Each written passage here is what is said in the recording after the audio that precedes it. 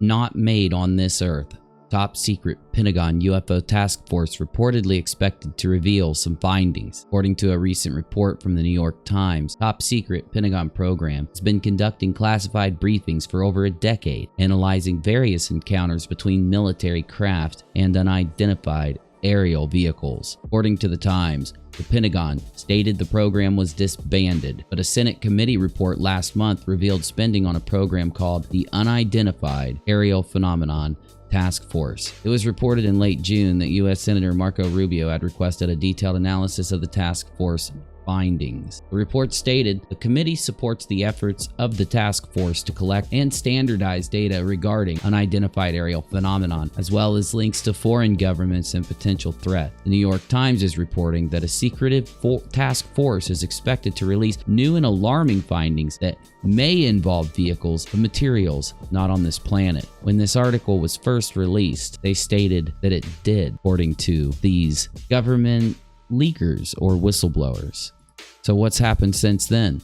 Joe Rogan posts this on Instagram. Imagine sticking your neck out in 1989 and telling an insane story about working on back engineering alien spacecrafts, dealing with ridicule for 31 years to only have the Pentagon come out in 2020 and vindicate you, and to see it printed in the New York Times. That's the story of United Nuclear Bob. We are truly living in the strangest of times. Many of you know who Bob Lazar is. If you haven't seen him on Joe Rogan, it's a pretty good podcast. I suggest you listen to it. But since this came out, Lazar has been getting a lot of attention. So what's the deal with Lazar? What do his critics say? And what is his claim? It's pretty strange, but if you don't know, Bob Lazar is an American they call conspiracy theorist who claims to have been hired in the late 80s to reverse engineer purported crafts at what described as a site called S4. Lazar alleges the subsidiary installation is located south of Area 51 in the New Mexico desert. He claims that he examined an alien craft that ran on antimatter powered by element 115, which at the time had not yet been synthesized. He also claims to have read U.S. government briefing documents that describe alien involvement in human affairs over the past 10,000 years. Lazar's claims resulted in bringing added public attention to Area 51 and fueling conspiracy theories surrounding its classified activities. Lazar's story has since been analyzed and rejected by skeptics and some ufologists. Universities from which he claims to hold degrees show no record of him, and supposed former workplaces have disavowed him. In 1990, he was convicted for his involvement in a ring, and again in 2006 for selling illegal chemicals. Is Lazar a con man, or is he telling the truth? Listening to him talk, he's pretty convincing. This article that treats Lazar as being vindicated states that evidence suggests that this whistleblower was telling the truth all along. Near the end of his 2019 autobiography, Lazar writes, "I'm no kind of hero. With each passing day, that seems less true." I know what you're thinking. Is this idiot really devoting a column to a controversial UFO whistleblower during a global pandemic? Or should I stop reading this tinfoil claptrap right now and spend the next few minutes on something productive? He says yes, and two probably. To tell everyone still here, though. Why is Lazar on my mind? I just read a New York Times story, no longer in the shadows. Pentagon UFO unit will make some findings public that includes a buried nugget about astrophysicist and Pentagon contractor Eric W. Davis. He gave a classified briefing to government officials in March about a retrieved off-world vehicles not made on this Earth. I know it's nuts. If you ever watch the X-Files, the government has basically done a 180 on UFOs. For nearly a century, intel gathering under clandestine programs had one guiding principle: blanket denial. The stated goal was to investigate UFO sightings. The outcome was official excuses. They were weather balloons, street lamps, migrating birds. They were illusions refracted by the natural world. Fantasies of deranged imaginations. They weren't real.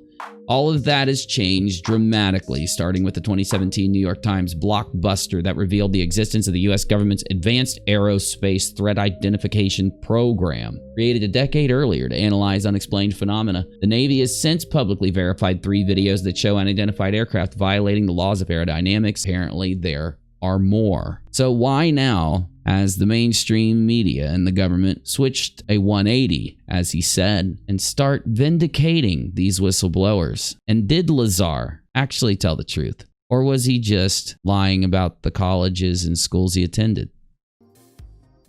In order to find out whether Bob Lazar is lying about his education, because that is the main contention with him, and I figured it'd help us kind of make up our mind, I went through an article where somebody did an exhaustive amount of research to listen to all of Lazar's interviews and extract every claim he made about where he was educated. I'm only going to read you the bottom because it's very exhausting. Seems to be some actual good work. What I can tell you is that Lazar did go to many colleges and get a lot of education, though in the end, the biggest discrepancy is that Bob Lazar states he went to Caltech or MIT and got masters in 2 things. One I think was magnetic propulsion, but you don't take me on that. Look it up yourself. Though, once they go to check at MIT, they find out, because MIT was one of the ones that was just never in contention, Lazar has lied and continues to do so about his educational background. This is really strange to me, because it doesn't seem like there'd be anything gained from doing so. The jobs that he has really worked at would need these masters at least, so it's just strange. If we go to 2, in addition to all his other activities, Lazar was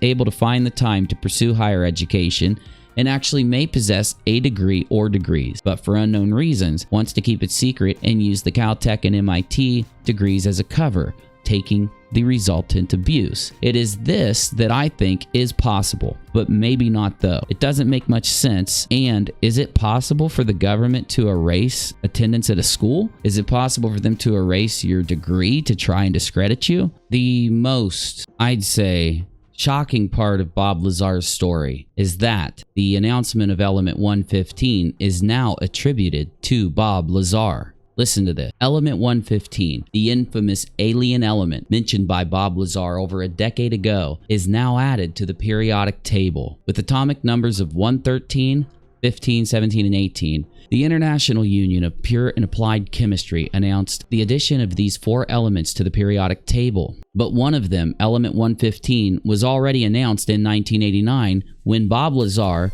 a famous Area 51 whistleblower, revealed to the public that the UFOs possessed by the government were powered by a mysterious Element 115. Of course, at that time, the claims made by Lazar were tagged as absurd, as the scientific community had no knowledge of Element 115. In 2003, his statements gained more credibility when a group of Russian scientists managed to create the elusive element. And now, 12 years after that achievement, the discovery of Element 115 was finally confirmed after numerous tests which verified its existence. However, the scientific version of Element 115 drastically differs from what Lazar described over the years, and since according to reports, the element decays in less than a second and cannot be utilized for anything. Unpentium, the temporary name for Element 115, is an extremely radioactive element. Its most stable known isotope, Unpentium 289, is a half-life of only 220 milliseconds. In 2014, Lazar was interviewed by George Knapp, where they discussed Element 115, where Lazar dismissed early findings surrounding the element, stating that he was confident further testing will produce an isotope from the element which will match his initial description. Quote, made just a few atoms.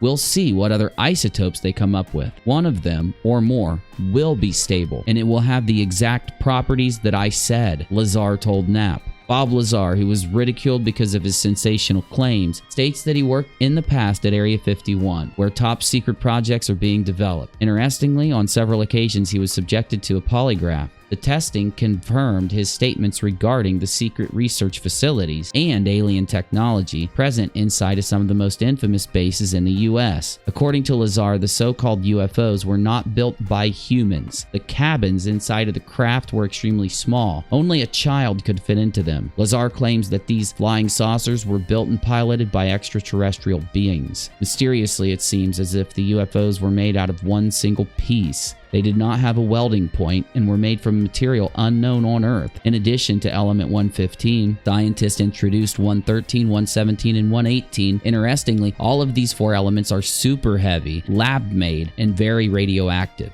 Quote, the chemistry community is eager to see its most cherished table finally being completed down to the 7th row, said Professor Jan Riedjik, president of the Inorganic Chemistry Division of IUPAC. IUPAC has now initiated the process of formalizing names and symbols for these elements temporarily named as ununtrium, Ut, or element 113, ununpentium, Uap, element 115, unumseptium, Us, element 117, and unoctium, Uo, element 118. Now, combining Bob Lazar's description and prediction of this element and the fact that now, as I showed you, off-world vehicles not made on this Earth being discovered and discussed by people with top security clearances that would typically never come out and say this, combined with the mainstream media and government's ability to do a 180 on the way they treat the subject, it finally seems like Bob Lazar might get more attention and maybe less ridicule. One thing that's very interesting about Lazar, you may have heard of the FBI raiding his home or his lab, and that's what that charge was I discussed earlier. Well, Lazar states that they weren't looking for element 115, and even if they were, and even if he had some, he wouldn't reveal it to confirm his accounts. In fact, he stated absolutely not. You see, Bob Lazar states that these kind of heavy elements cannot be made on Earth, that they need to be made somewhere where there's enough gravity to produce them naturally. And whether or not this is true, it makes people wonder. He was originally right in the beginning. And couldn't the government or the FBI bully, harass, or threaten, maybe even just pay off some people that Bob used to work for and some of the places where he went to school to maybe take him out of some of the records? Or isn't there some way that they could have set him up so that Bob could be right? And if there is, people are gonna believe it. I think a lot of people who are skeptical will say this: Bob Lazar tells a good story, seems to know what he's talking about, even seems to be able to draw the crafts and make and show us what they looked like. What he says is corroborated by other whistleblowers, other people that have seen certain things, but it's very much just as likely that the guy is a hoaxer, that he could make some money by spreading this crazy story. Maybe there's a little bit of truth and maybe there's a little bit of fiction. I don't know. All I know is as time goes on, we'll find out. Scientists will start looking into these claims, though much more has happened since Lazar got a little more attention.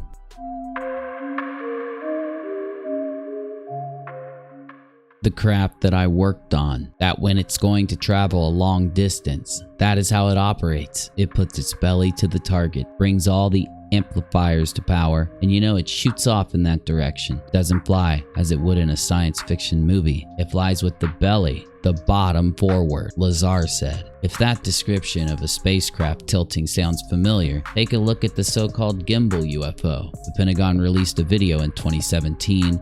Naval pilots encountered a fleet of the unknown craft off the coast of Florida in 2015 and have since had dozens of similar encounters. The spike in UFO incidents prompted a recent policy change by the Navy. It announced it wants to encourage pilots to report future incidents. Pentagon officials reluctantly admitted to the New York Times 17 months ago the military had secretly studied UFO incidents, in part so it might figure out the technology. In the gimbal video, there's a mechanistic turn against the wind without deceleration, and so we have a craft without rotors, without heat signatures, without plumes, without tail fins, certainly no tail number, moving in a way that is counterintuitive to our aeronautics. The Bob Lazar Area 51 and Flying Saucers documentary is where this quote's from. When Bob saw it, he said it has to be a gravity-propelled craft, that it does mimic the propulsion system, Bob said. Along with directing the Lazar documentary, Bell broke the story about another now famous UFO incident. The Navy pilot who engaged the Tic Tac,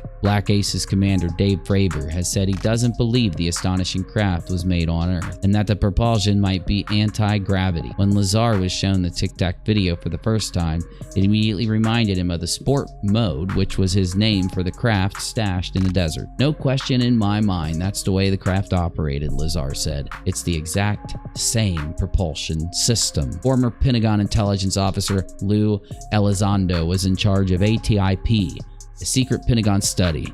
He told the I-Team one goal of the project was to determine the physics of UFOs, how they can achieve the seemingly impossible. The military came to believe the craft relied on special metamaterials, stuff that can be made with known technology. Lazar made similar claims decades ago and was ridiculed. Now the Pentagon is on the same page. The study of UFOs did not end in 1969 with Project Blue Book. That was a lie, and it was an admitted lie by our own Pentagon. We are living in a world where it is understood that there are craft technologically advanced from an unknown origin that are performing maneuvers that far exceed human technology. It's been going on a long time, and our government has been studying it. This is from 8 News Now, Las Vegas.